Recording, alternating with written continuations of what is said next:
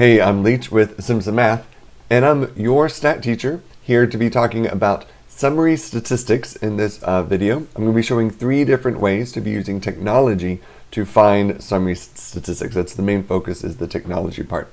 I am a little bit in dark. Again, I open up all the windows for some daylight. I'm having a little bit of issues with my upper lighting, but nonetheless, here we are. So I'm going to be talking about using the TI-84, Desmos, and Excel to find summary statistics. So let's get started. I'm going to hop over and show my screen. I have an 84 pulled up on the screen. You also see Desmos. I'm going to talk about the 84 first. So I've loaded in three lists of data. The thing with this, the 84, is to get summary statistics, it probably beats all the 3 methods. It's probably a little bit fastest. The one downside is you're going to have to fat finger in and type in the data set. My calculator that I have on the screen, I was able to copy and paste in the data, so lucky me. But probably if you're doing stats in a class, you're probably going to have a handheld calculator. And the downside is you have to type in the data. So let me just review that real fast. So if you go to Stat, Edit, I have my 3 lists of data already typed in here. The first one is 74. I have 74 data values. What this list is, I went to my Etsy shop. I sell enamel pins like this one here. This one is a lemon meringue pie. A little bit of a pun, but it's lemon has a meringue on top. Lemon meringue pie. So I sell these math and gamer related pins that I design, and these are the results of my Etsy sales. I've made 74 total sales. This includes the pin, the shipping, the taxes. So that's why especially that varies, because taxes are different all over the place. And then the other 2 data sets are just kind of dummy data sets that I pulled to show a specific purpose about some differences between dealing with Q1, finding the first and second quartiles in different methods. So they're short other dummy data sets. I will, if I can, I will post these data sets down in the description below. So if you want to follow along, you can do that with me. All right, sorry about the noises. Okay, so to get the data, you just type it in. One note, remember, if you have data in and you go, gross, I don't want that anymore, make sure to arrow up and press clear and then enter. If you press delete, so let me do that again, get some data in. If you press delete, then you will literally just remove, in that case, L4 from that list, or from my arrangement of my lists. That's not what you want, so I would want that to get put back. So I'm going to press second delete, which is actually insert. It puts back an empty spot, and you can actually give it any name. You can name the list to be whatever you want it to be, but I'm going to put back our default L4 by pressing second 4. And notice it still remembered what L4 was. Deleting the list is just deleting it visually here. It's not deleting it from the calculator. So I'm going to press clear just to get rid of that. All right, so I have my data sets typed in. Now I'm going to find my summary statistics. So I'm going to press second mode or quit to get back to my calculator screen. Then go back to Stat. This time go over to Calculate, and we're going to select one var stat. Var here is short for variable, not variance. So that's one variable statistics. So select that. All right, then probably by default you should see an L1 that just pops up. If you want a different list, which I'll show you in a second, you can just change that, but I'm going to leave L1. The frequency list, most likely you can just leave that blank. I mean, in this case we're going to leave it blank, but if your data was presented in a frequency list, so they know that the possible numbers are like 1, 2, 3, 4, 5, and you had 10 ones, 7 twos, 12 threes, or whatever. Then you could put in L2 that, I don't remember the numbers I said, 10, 7, 3, or whatever. You can put those into L2, and instead of having to type in 1, 1, 1, 1, 1, 1, 1, the calculator is going to go, oh, there's 10 ones, great. So that's how you do that. But probably the list of data is just going to be just a list of data. So then press Calculate. It blinks and thinks for a second, and then shabam, you have your summary statistics. Got to kind of raise your cheeks a little bit. Summary statistics. So let's go through these, what these options are. So X bar is the mean, that is the arithmetic mean. They added up all the values, and when they add up all the values, you get 1,460.91, and then we divided by 74. So the average sell was is $19.74. This third line, not really helpful. That's if I squared each value and then added them up. This SX, I do have a standard deviation video, so go back and watch that for more thorough explanation about what standard deviation is and all of its nuances. But here's the standard deviation, the sample standard deviation. So that's the typical distance that one purchase from another might vary. One purchase varies from the mean. So the mean is 19, but it typically varies about $8.50. And then this would be the population standard deviation divided by n. In this case, since this is the entirety of all my sales on Etsy, then it would be appropriate to use the sigma here. And then 74 is my sample size. And then I'm going to scroll down, and this is as far down as it goes, and now it's my 5-number summary. The minimum, the smallest value, Q1 or the first quartile, the median, which is also the second quartile, that's the number smack dab in the middle. Q1, remember, it is that's the median of the first half. So if my data is sorted smallest up here to biggest down the bottom, it's the first half. So the top half of the data set, if I just find the median of that top half, that's Q1. If I find the median of the bottom half, that's Q3, or the third quartile, or in terms of percentiles, 75th percentile for the third, the 25th percentile for the first, or the median would be the 50th percentile in terms of percentiles. And then the maximum is the biggest. If you do this on like a TI Inspire, it even has like another line I think here, which is the sum of the squared deviations. So it takes each x, subtracts it from the mean, and then squares it. That's nice if you're needing to have to show or fake doing the standard deviation by hand. That's not a thing you're going to have to do for me. But if you were needing to show that standard deviation by hand, that's a nice midpoint step to check. Likewise, if you're needing to show the mean by hand rather, that's what this sum of our x's could be used for, to show the work to get that 19.74. I did show this in the standard deviation video, but I want to highlight how do you get the variance from this. So the easy way would be to just jot this number down and then type it in and square it.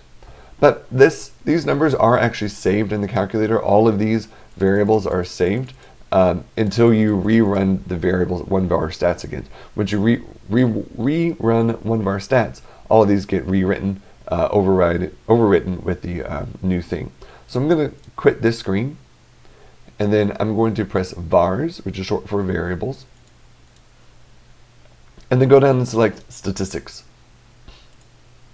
So then when I do that, I see all these options. These are everything that I just ran, or maybe not everything. It has the min, max. It doesn't have the quartiles. Does it have them over here? Oh, they do over here. The points at those positions. So it does have the quartiles there. So then we just need. I want to get that SX. So if I select the SX, just to verify that that's what that is. Yep, that is the correct thing. I'm just going to arrow up and press enter to copy and paste it down, and then square it. So there's my my sample variance, and then if I want to get my population variance, just do that again, vars, stats, and then select the population standard deviation. This time let's square it, and there's my population standard deviation. And notice it is appropriately just a little bit smaller. All right, so really that's it when it comes to the 84. I have the two other lists saved in here. I'll go ahead and run one of them real fast. Stat, calculate. This time I'm going to do L2, so just second 2. Enter, enter, enter. And here it says, and here it returns one of our stats for L2. When I get to Excel, there's a little bit of nuance between the way that the calculator does all this. One special thing that I'll talk about though that the 84 does is that when it comes down to finding the quartiles, it does an exclusive method. So this one I have 20 data values. So it's going to do the same whether you do it in inclusive or exclusive, because it uses because it's the same. It doesn't matter because it's not an actual median. I'll go ahead and run run my other list, which is odd. So this one is L3, which is 25 data values. So if you see my N is 25, what it does is if I have all my data values listed out from smallest to biggest, and it finds the median, it excludes that median from the lower half and the upper half, is what it does. It auto excludes it. So when it was looking and calculating Q1, it was only looking at the top, what would it be? Top 12 data values. It ignored that 13th one, which would be the median, and then it looked at the bottom 12 values or the upper 12 values for those for that Q3. So it excludes it. It'll make a little bit more sense when I get over to Excel, but when it comes to answering questions, it shouldn't matter whether you do the include or exclude for your teachers, or for, I know some students worry about MyLab. For MyLab, it also allows, it knows all those differences and allows all those different possible answers. But it is important to note that the TI excludes the median always if given the option. All right, and I'll explain that a little bit more in detail when we get to Excel because I can actually show you the data values easier. All right, so that's it when it comes to the 84.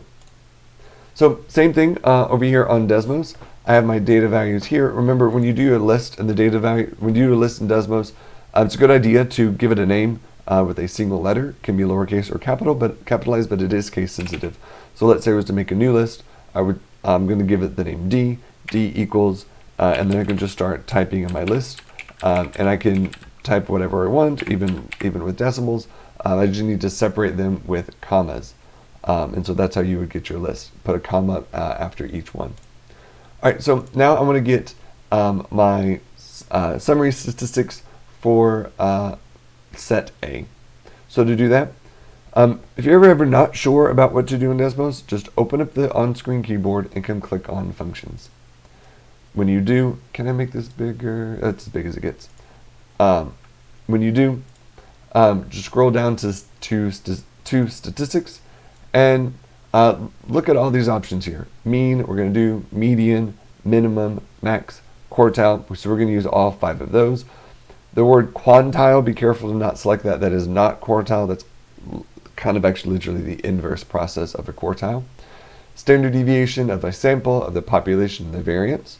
We'll use that. The MAD, that's the mean absolute deviation. I talked about that briefly in my standard deviation video. And then all these others we're not really going to use except for stats. So let's just do stats first because that seems pretty interesting. So I'm going to pick stats. I'm going to come down to an empty blank, empty line here, and say stats. And I want stats of A. So I don't have to press enter. I just have to say stats of A. Once it knows it's something it can calculate, it goes, oh, yeah, I know what that is. And so what it did is it returned the 5-number summary. And I believe, let me actually double check. Let me do this in part C. Did it do inclusive or exclusive? So let's see, did it match what we had? 1126. So it is doing an exclusive approach. It is excluding the median when it's doing its 5-number summary. Or 5-number summary is this set right here: the minimum, Q1, median, Q3, max. If you wanted to find them individually, then you can find them individually using the minimum. So the wrong line. So the minimum of A is at 14.57. The quartile of A, this one does need 2 numbers. I'm going to say quartile of A, comma 1. Pardon me. That's that first quartile. If you the reason why they had this as an option, they have the 5-number summary, because if you just need the 5-number summary, go do stats. The reason why this is helpful is because maybe I want to use this quartile somewhere else, so I can maybe give it a name Q, and then let's say I wanted to take this quartile and double it. Well, then there's Q times 2, and so I can use that quartile as a value. So that's why you have them separated out. So quartiles, if you want to get them specifically, you can put in the number. So 0 would be the minimum. 1 is the first quartile. the 25th percentile, 2 is the median, 3 is the third quartile, the 75th percentile, and 4 would be the max. If you put in any other numbers, it yells at you because it's angry because it doesn't make sense. So your only options are 0, 1, 2, 3, or 4. All right, that's your 5-number summary. So to get the mean, it keeps doing it. To get your mean, all you need to do is say mean of whatever your data set is, so mean of A. Now, if the reason why I like to have the data sets named up there is, let's say I could also just type in a data set.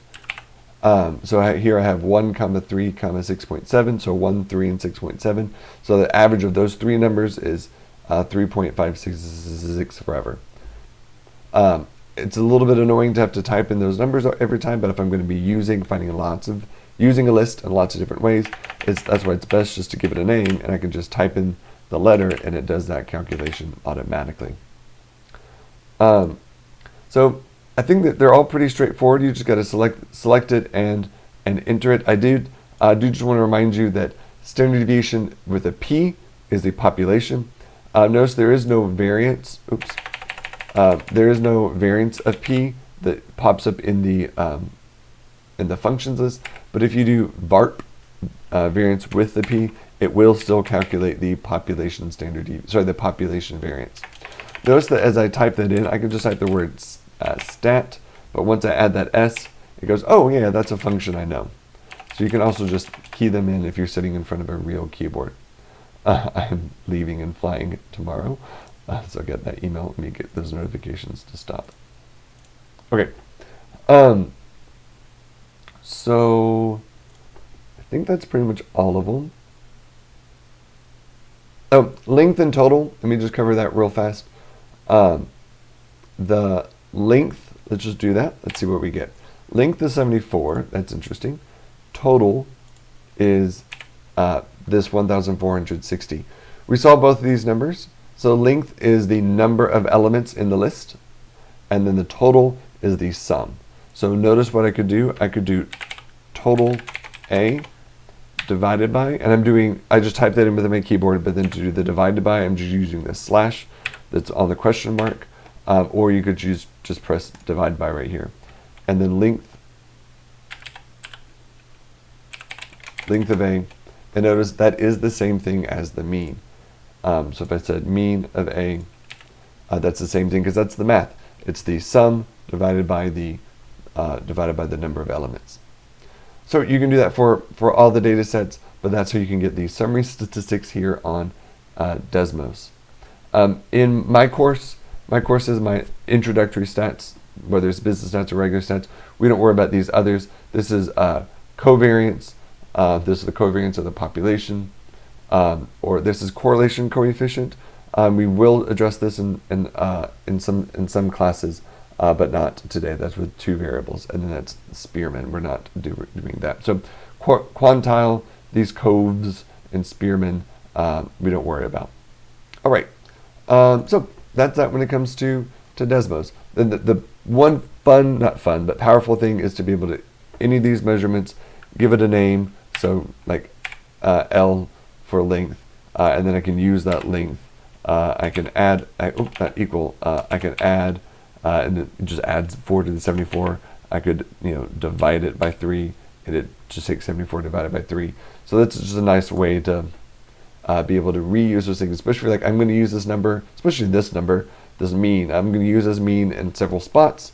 So I can just say m equals, and then use that mean in a few of the locations. Let me actually go and show you that practical reason. So let's say I want the mean of, I'm going to find a z-score.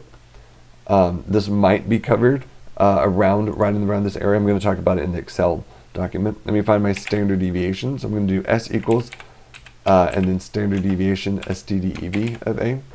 So here's my mean of A and standard deviation of A. And now I want to find the z-score. So let's say that an order comes in and it was $25. I want to see how unusual that was. So I'm going to do, I'm going to get a fraction. So I'm going to just press the division, and then I'm going to do 25. Now, remember z-score formula, it's observed minus expected, the x minus the mean, divided by the standard deviation. So I I'm just going to take my mean here. I could type in this number, but I can also just say minus m. And then I'm going to divide by the standard deviation. I could type in this number, but I could also just say divide by s.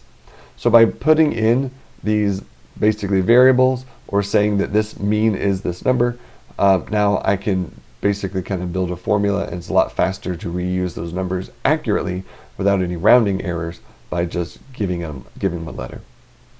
All right, the rest of our time is going to be spent talking about Excel. So here on Excel, I'm gonna actually move my self. I don't think this is fine. I'm just covering up a little bit of that list. So with Excel, here's this one already done. I'm going to then go through it with you and build it, and then I have the other ones with these smaller data sets. Actually, before I get in, let's actually talk about what the difference between including or not including. So here, this is the data set that we looked at a second ago that had 25 data values. And I want to talk about, it's called the Tukey method versus how the TI calculator did it, and also the Desmos did it, versus how Excel does this. So Excel, what it does is it's called interpolates. It interpolates the value. So sometimes it works the same, but if I actually show you this one with 20, the Q1 and Q3 are really, really weird. It's doing some extra math behind the scenes instead of just counting or averaging two things. So it's a little bit weird. But I want to show you the difference in the Tukey method, the including and excluding. So here I have this data set. I do have it sorted. If the data is not sorted, then you'll need to sort the data. I can just highlight it in Excel, go to sort and filter, and say sort from smallest to largest or largest to smallest. I'm doing smallest to largest. All right, so there's 25 data values.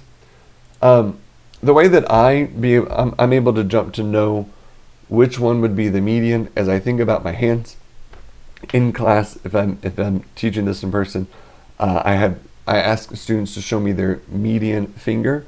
I say, how many fingers do you have on one hand? 5. That's an odd number. Do you have a finger that's median? And some students, they get really hesitant to be able to show me their median finger, because then it just looks like they're just flipping me off. But I'm like, no, it's just your median finger. It's just a finger.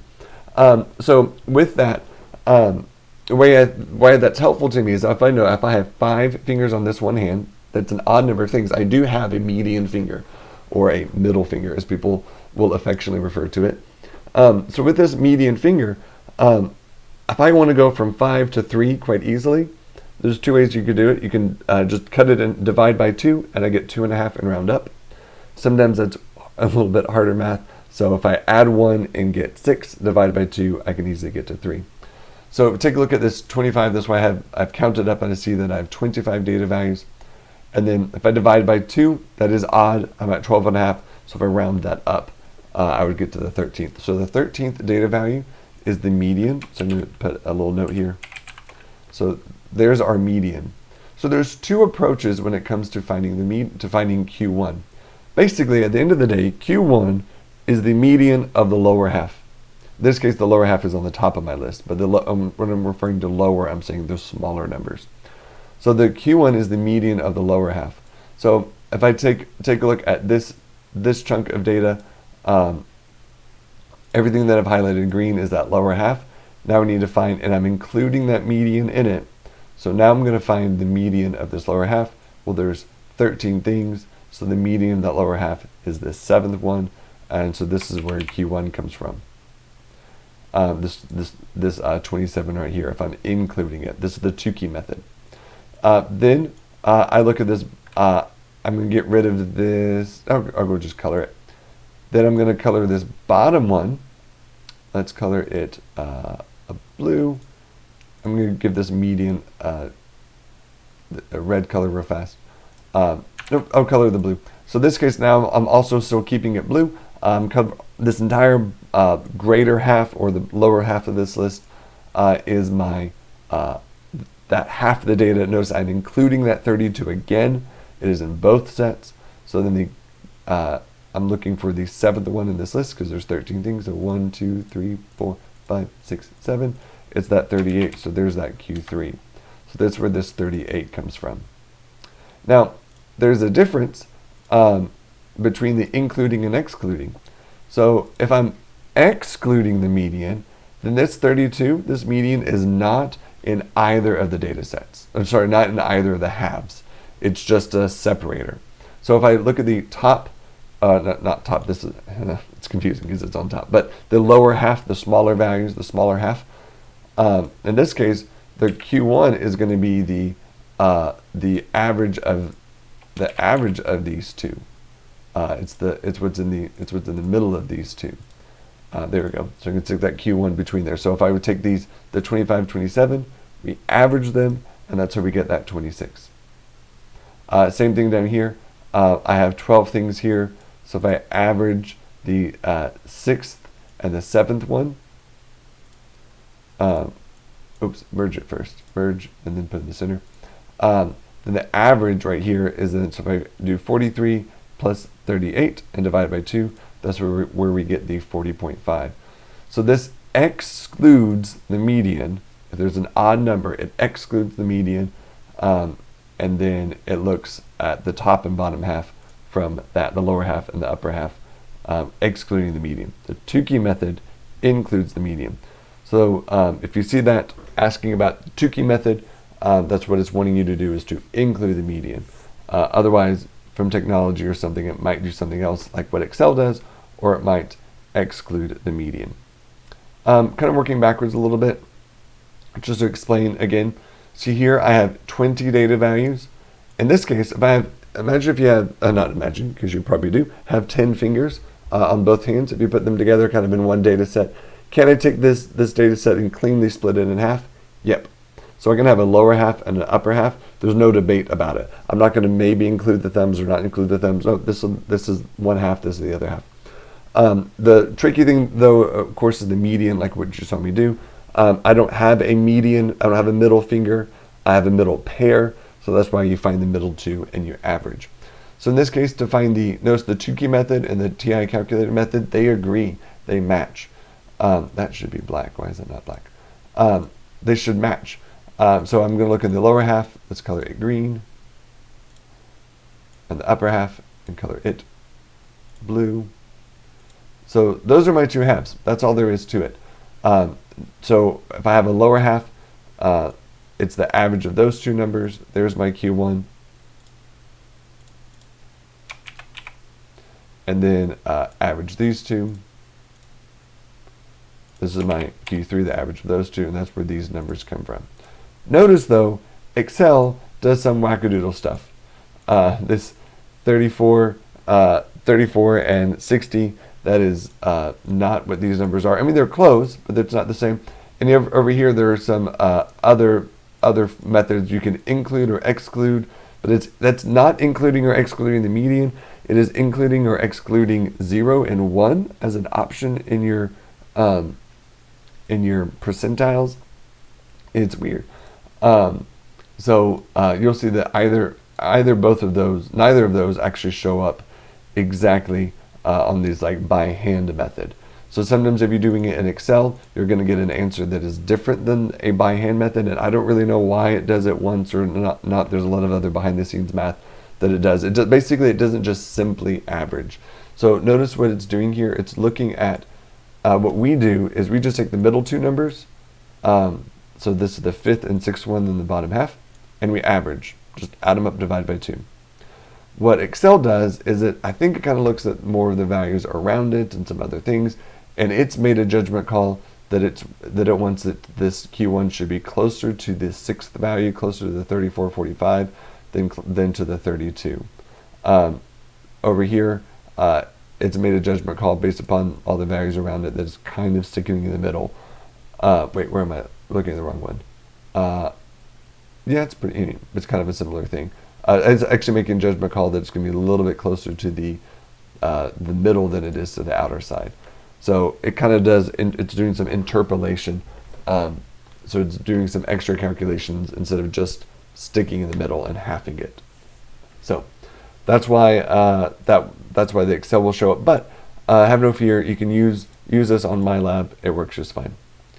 All right, now let me go through and show you the full calculator and kind of how I built it. So what might be helpful to do, especially if you're gung-ho and sticking with and using Excel, in my business stats class, I encourage you to be familiar and learn and understand Excel, because a lot of times, like when I downloaded the data from Etsy, it downloaded as an Excel file, or probably as a CSV, which opens up nicely in Excel or some other spreadsheet program.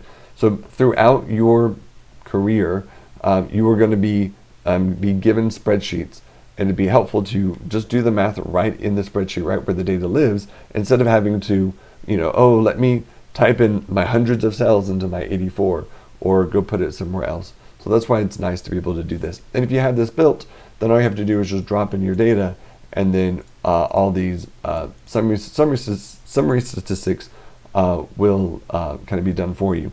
And this is very rudimentary, but you can, especially if you're in your business, in your kind of career, if there's certain ones that are more important, then you obviously don't have to calculate everything. Just calculate what you need for your reports. All right, so just a note on Excel. I am printing the formula. I have a little thing here that's looking to see what's in the other cell, and it's printing it just so you can see what it is. All right, so when in doubt, when you're working in Excel, don't be afraid to be unsure about the formulas. Here I have them done. I have the means, the 5-number summary, my range and IQR, standard deviations and variances, and then everything about the Tukey versus this other. If I was doing this, making this spreadsheet, I would probably not include this. I'm just including this for kind of those educational things. And then down here, I have a section just to show you how you can start using that, calculate summary statistics, and then do further calculations like getting a z-score. I like to, whenever I have a spot that it's waiting for me to input a number, I often will color it in with yellow or something like that. So I'm going to build this. I have a blank one of these. I'm going to go through and explain one of these each individually. So what I was saying a second ago, I was getting ahead of myself, is that don't be afraid to like type in a formula and be like, oh, that's not it, and try something else. Because when it comes to the mean, I'm tempted to want to say mean, because that's what it should be, but it does not do that. It's not mean, it's actually just average. So just start typing in what you think it is. If it's not quite that, change it to something else. If you're really desperate and you don't know, if you just press, come up here and press the insert function button, and then notice if I type in the mean and search, it'll pop up everything that has the word mean in it or in its description. And so this average does pop up because it knows that it has it printed right here. It's the arithmetic mean is what it's finding. And so you can, if you select it from here, it even pops up a wizard for you to follow and use. So I'm just going to do this. I'm going to just type it in and start typing in average. And I see my options. AV works. I just have to press the arrow down once. And I mess up a lot because I want to press enter. If I press enter, it gets mad because it just thinks I've just typed in equal AV. It's like, no, that's not what I want. So equal AV, arrow down to select average. This even explains what it is. If you press the tab button, that will press the, if you want to have your hand stuck on the keyboard, press the tab button, or if your hand is on the mouse, you could just click on that. So let me show you that again. I can also just move my mouse down to it and just click. Actually, I think probably double click, and then it will like take it, and then it'll fill in the rest and add the open parenthesis. All right, then I don't know your level of experience with Excel, so I'm going to do a little bit of baby step here real fast. So I could say I want this one, and then this one, and then this one, and then this one. So what I'm doing is this is not the ideal way, by the way. I'm clicking on A2, putting in a comma, then this one, putting in a comma, clicking, comma, clicking, comma, clicking. That's a lot of clicking to be able to do. But instead of that, what I'm going to do is I'm going to say I want from here all the way down to the bottom of my list, all the way down to A75. So if I do that, I get my average. So it's saying average of all the numbers from A2 down to A75. I'm going to do one better than that. I'm actually going to edit this, and instead of the A2 to A75, a general tip that I would do is just to come up here and click on A. My cursor is on A. I'm going to click, and so now it's accounting all data values in column A, from A to A. Notice if I click and drag from A to B, it's going to say, oh, from A to B. Oh, do you want to do from A to D? Oh, from A to D. But I just want A to A. And it's going to ignore that word because it's not a number, so it just ignores it. And then that's where we get that same average. What's nice about this is, let's say you come down here and I get a new cell that was 2145, and so I put that in, and notice my mean changed slightly. Let me add in a cell that is really big. So I got a $90 cell. Definitely do see that my average then went up. So I'm not stuck with just ending at that. So if you added another data set, added even more points, or more likely if you're working in class, in a statistics class, and you get a new data set, that's what I did for these two. I just deleted column A and then pasted in the new data set, and all my calculations then were stuck around. All right, so I'm going to go ahead, because this one's pretty easy, I'm going to do the in, and I have the in half just to see where the median should be. So if I do equal to, and it's just count. If you're not sure what it is, it should pop up a little tip right here, and it says it counts the number of cells in a range that contain numbers, and that's exactly what I want. So I want it to ignore this word here that I have for order total, and I just want it to count anything that's a number, and if it's a blank, it ignores it. So in the entire column of A, there are 74 numbers. And then if I want to half that cell, I can just click on that and say divide by 2. I'm using the slash that's by the shift key and the question mark. All right. So then let's do our minimum. There's a few ways you can do this. You could use the quartile ones, but I would encourage you, especially because of all the weirdness with quartiles sometimes, just use the minimum formula, because there is one. So if you're not sure about what to do, just start typing in the name of the thing. So notice I'm typing in min, and that's exactly what I want. Returns the smallest number in a set of values. So I want the minimum of this list. I just clicked on A, it said A to A. I'm skip Q1 real fast. Median, same thing. What do I think I want? I want median, typed in med, that's the only option. Median of, not A1, of everything. And skip Q3, which is second, and then max. So what do you think the formula for max might be? I bet max might work. Yep. And that returns the largest value. Max. Tab. Click. There we go. All right. So notice I can go ahead and calculate my range. So for my range, there is no formula for range. You start trying to type in range. That's the range of a binomial distribution. That's not what we're talking about right now. So range is not an option. You could search for range, try to find it. It's not one of the formulas. But I can take maximum that I already have, this one, and subtract it from my minimum, this one, and I get my range. Now, if you didn't want to have these two typed in, let me just jot it right here.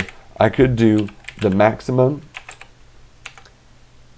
of column A, and then do minus the minimum of column A, and then it would calculate my the range that way. So notice what I have here. These two are giving me the same result, but one is using two other cells to do its calculation. So it's doing D9 minus D5, versus this one is calculating the maximum and subtracting it from the min that it's then calculating. So it's kind of doing it all self-contained.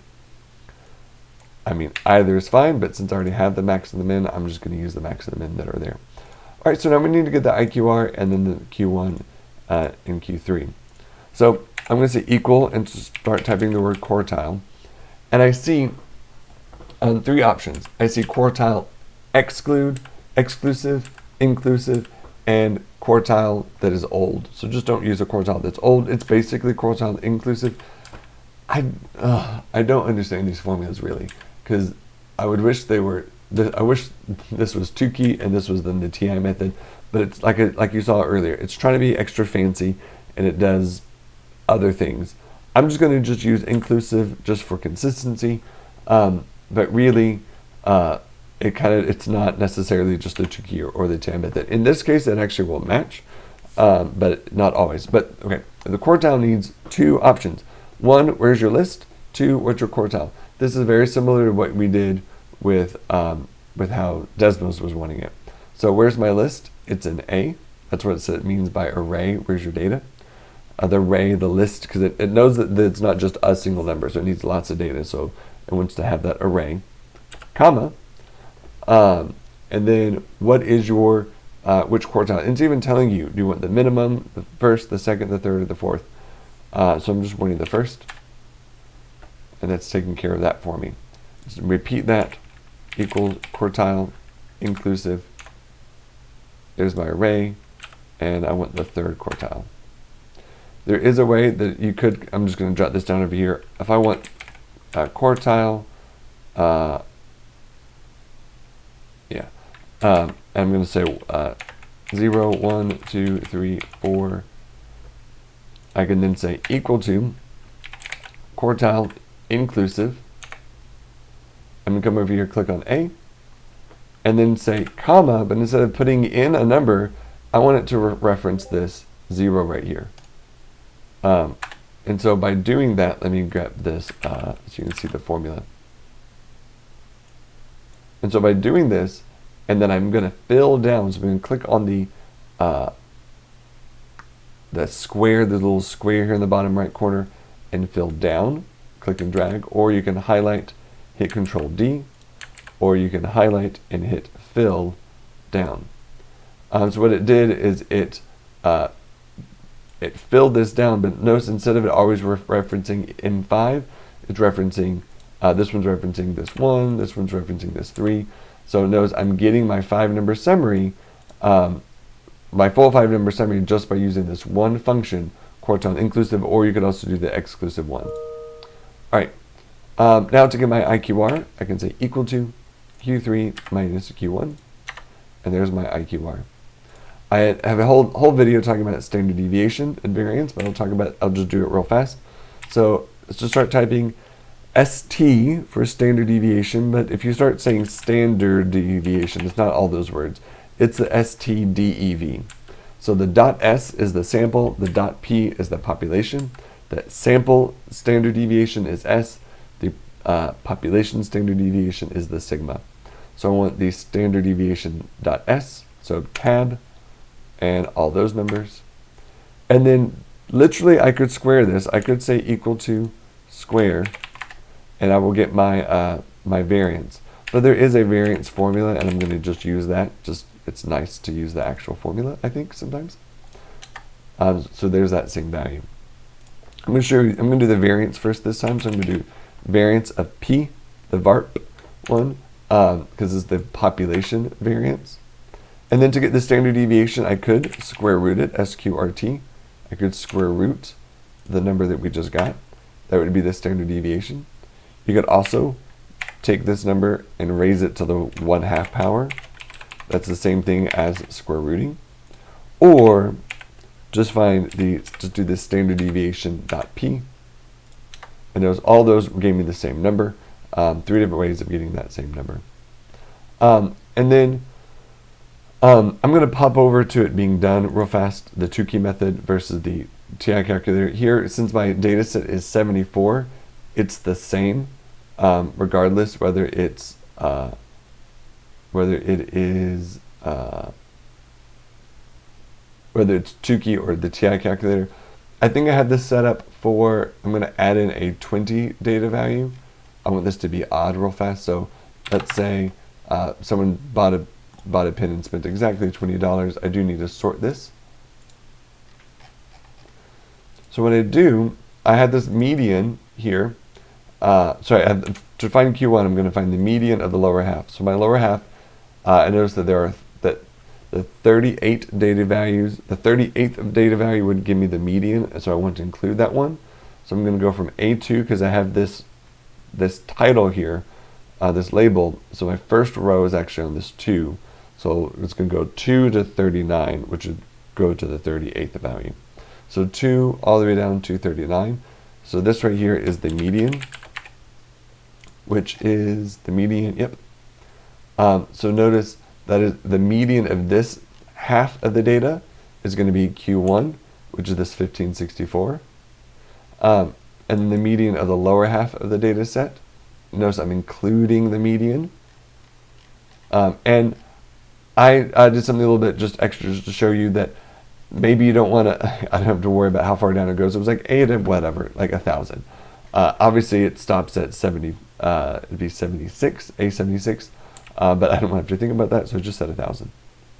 All right, so that's the Tukey method, and then the TI calculator that or just the many other calculators, they exclude the median. So in this one, I'm going to go from 2 all the way down to 38. Notice it is not including the median. And then for the Q3, I'm going to skip over, not include the median, and go this 15.9 all the way. Oops, I need one more. All the way down. So there is our, that would be that TI version. I'm going to copy this and just paste this over here and add in that 20 again.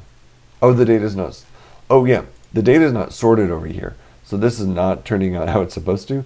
So I'm going to add in my 20 and sort it. Do that again. Filter, smallest or largest. Now it's working how it's supposed to. All right. Lastly, the z-score thing. So let's put in a number for we did 25, I think, on Desmos earlier. So I like to, like I said, if I'm putting in something that is editable by me, and sometimes even when I make calculators like this, there's a way to like lock this the worksheet except for certain parts. So sometimes I'll even do that. But so this is a spot that I'm going to input a number. So I like to give it a little highlighter. And then to get my z-score, it's the observed value minus the mean, all that divided by the standard deviation. So here the parentheses are important. I'm going to open my parenthesis. I'm going to grab my x minus the mean. So I'm going to move my mouse up and click on the mean. So if I just leave that real fast, this is the deviation. So 25 is 5.25453 dollars above the average. All right, but now I'm going to divide this by the standard deviation. I'm going to use S. So divide by S. And so notice, now there's my z-score. If I wanted it to round to 2 decimal places, I'm going to press Control-1, tell it to be a number, and let's say I want that to always be let's do 3 decimal places. A little bit easier to kind of look at. And so maybe, let's say I get a cell, a recent cell we had was $30-something. It was like 33.21 or something. I can see that would be a z-score of 1.559. That's 1.559 standard deviations above the mean. If someone just buys one pin, one of these on these lower ends, one pin with a low amount of tax, so let's say about $15, then that's about a half a standard deviation below the mean because it's negative. So notice how like I said, I put in that highlighting just so I know that's a number to change. Notice if there's nothing there, it just treats it as 0. So it's doing 0 minus 19 divided by the standard deviation. All right. So I hope that has helped you be able to find these different ways, whichever is your preferred way for using technology. For my students, I don't care what you use, as long as you use something. Use what you're comfortable with. Depending upon the class, you'll have access to Excel, your own calculator, or Desmos on tests and quizzes and stuff. So just the important thing is to be familiar with what you need. If you have any questions, always reach out to me. Let me know. You can ask them in the comments below, and we might see them be able to get back to you. But otherwise, take care.